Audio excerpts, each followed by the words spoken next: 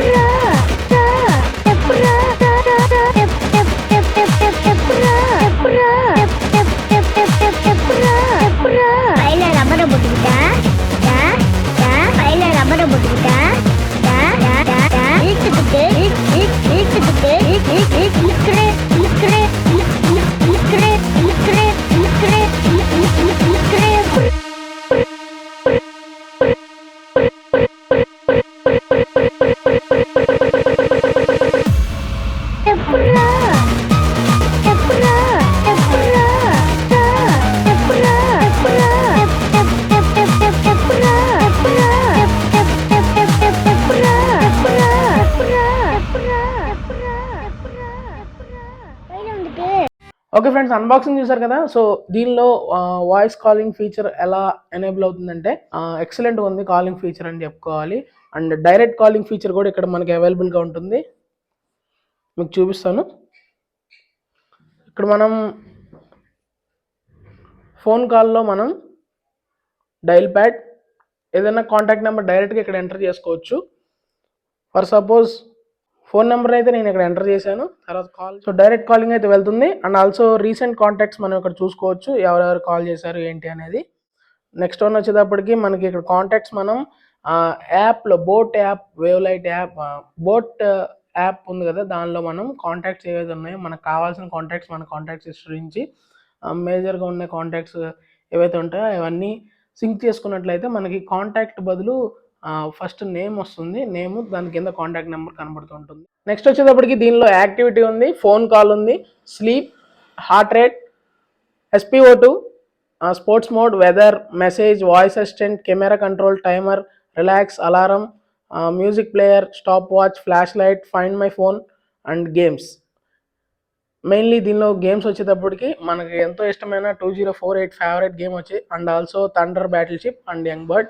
So 2048 నేను already ఆడుతూ ఉన్నాను.